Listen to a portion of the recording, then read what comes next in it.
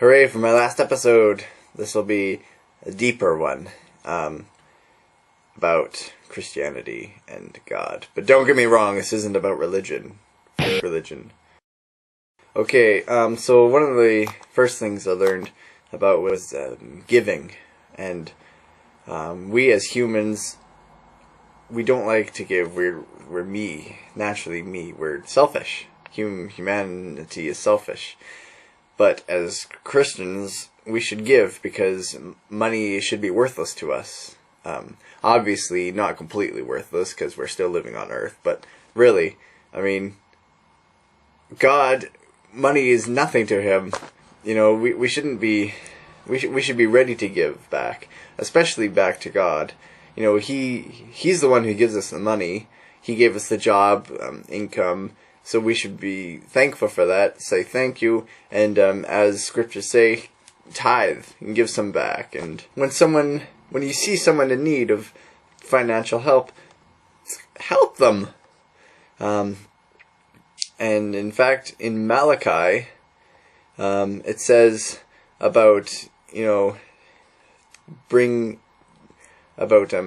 only time where it says test God is to test Him about giving. You know, God basically says, alright, give me all you have, and let's see if I don't multiply it for you.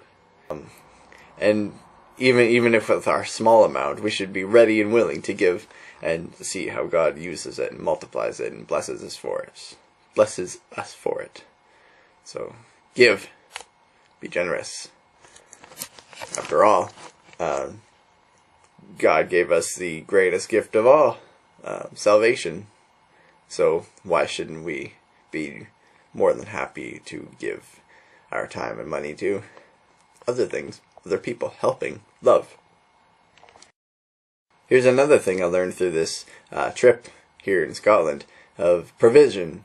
I've been homeless, jobless, $2,000 in debt, friendless, depressed, everything you can think of. But you know what? God provides. He does. And He loves me. I'm His child, and He's not going to leave me hanging. I know that. And sure enough, time after time after time, He remains faithful. And He has provided me with friends, places to live, even when I'm stressed out of my mind because in less than a week I will be homeless. He found me a new place to live. He gave me jobs, and now I'm back up out of the hole, and I have money now, and it's great. So, God provides. Frog, fully rely on God. In times of darkness, fear, uncertainty, worry, stress, walking alone at night at like 1 a.m. near some bad neighborhoods. God's there. He is. And He's our ultimate refuge. Just like that Psalm, whatever, though I walk through the valley of the shadow of death, I will fear no evil, for you are with me. And He is. I love the story of some city where there's this rapist / murderer guy, and he was known, people knew of him. There was news reports of women getting raped or raped and killed, and so this one woman, she was walking home one night after work, and it was dark, and she was alone, and of course she was scared. But then and then in the distance she saw a man walking towards her, and she was freaked out, but she kept walking home, and she prayed and prayed and prayed hard because she was terrified. And so this guy walks up to her, but walks past her, but gives her this look, and she didn't like this look. This was a bad look, but he kept walking. He didn't stop her or anything, and she was convinced that was the guy, but he did nothing. He just kept walking. So anyway, the story goes, a couple of months later, he was found by the police and charged, and and whatever, and put in prison or whatever. And she went to him where he was being held, and she asked if he remembered her, and he did. So she was like, well, do you remember that night? I was all alone. Why didn't you do anything? You could have. And he said, are you kidding? I wasn't going to do anything with those two huge guys right beside you. But she was alone. But she wasn't alone. God is our ultimate refuge. Another thing I learned through Bible study was that we learned from the book Crazy Love by Francis Chan to love God and what all that means. That's more than just, oh yeah, I love God, yeah, I know of God, yeah, I sometimes pray to God. No, it actually means loving God more than ourselves, more than anyone else, more than the world, more than anything else. Loving God, putting Him first, doing anything and everything for Him, following His ways even when they seem impractical or scary or socially awkward. Putting Him first, loving Him, and that's like Jesus said that was the most important commandment.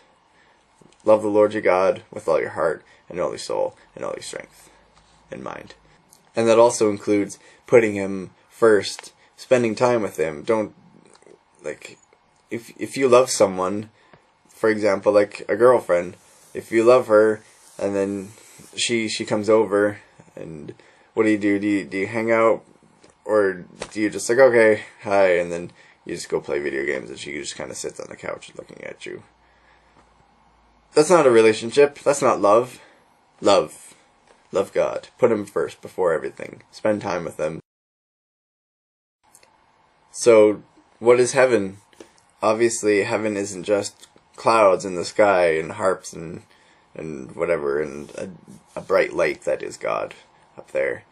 Obviously, it's more than that. Heaven is only heaven because God is up there and you're able to be with Him. Obviously, our knowledge of heaven is limited because it's just beyond our comprehension as humans. But it will be perfect and amazing because we will be spending eternity with God together in a place. And heaven isn't up in the sky. You don't look up and try to find heaven, and you don't float up in the air. No, I believe heaven is on another plane of existence. Same with hell. And I've talked to non-Christians about it, and they're like, "Oh, yeah, I hope I can see my dead cat up in heaven." It's just like, you're missing the point. I mean,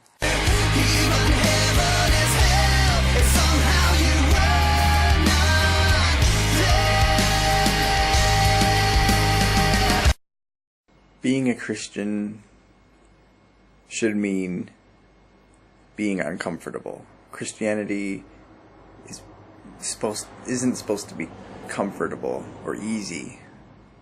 And if you're doing it right, it should be uncomfortable and weird, because we should be different, doing things different, saying things different, acting different than the rest of the world, and that's uncomfortable. So if you're too comfortable, maybe you should think, should I be doing more? Because that's the point, isn't it? God says, if you're a lukewarm Christian, He will spit you out, because that's gross. Lukewarm is yucky. Either be a hot Christian or not Christian. But like what I said before, don't be lukewarm. Be hot. Live like an actual Christian. Live for God completely. And make it known. Make it obvious. Don't hide away. Don't pretend. I go to church and pray sometimes, whatever. That's not. You're supposed to do more. You're supposed to be more. If you're a Christian, act like it. Don't act like the rest of the world. Christians are supposed to stick out. We're supposed to be different. That's That's what we're supposed to be. That's how we're supposed to do it. That's what Christianity is. To be different, to stick out, to not be like the rest of the world. Like, for example, look at football fans. You can tell a football fan by the way he looks, talks, and acts. Christians should be like that. We should be known as Christians by the way we look, talk, and act. And our good works don't save us, but they should be evidence that we have been saved. Alright, religion versus a relationship. That's like the ultimate battle of Christianity and religions and stuff like that. Christianity is a religion with legalism and rules and fakes and bullshit. But Christ, being a Christ follower, is about a relationship with God. It should be about love and mercy and grace. Actually, if someone asks you if you're a Christian, ask them back, what do you mean, Christian? Because everyone has their own view of what a Christian is. And often it's wrong. Even Christians who say, I'm a Christian, that doesn't mean he is. It's like the verse in Matthew. It's like, Lord, not everyone who says, Lord, Lord, shall enter the kingdom of heaven. Oh, Lord, I prophesied in your name. I cast out demons in your name. I've done many wonders in your name. But then I will declare to them, I never knew you. Depart from me, you who practice lawlessness. It's about a relationship, knowing God, not just knowing of Him, but actually knowing Him, having a relationship with Him. But religion is just bullshit. It's fucking fuck. It's probably the biggest reason for war and arguments among the world in all of history. In fact, I've been reading Revelation, and the whole religion aspect, thanks to the devil's evil workings, that's going to be like one of the biggest things about the apocalypse, is because people are against religion, or the devil kind of consumes their minds, and then they make it all about religion. But don't take it to an extreme level. Don't miss the point. Don't nitpick. It's not about the details. It's about grace and love. A couple more thoughts. One, Christians give Christians a bad name. Or is it Christians give Christianity a bad name? Fucking Baptist churches, they're always the ones that are fucking things up and saying stupid things, and you're not helping Baptists. Oh yeah, and Catholics.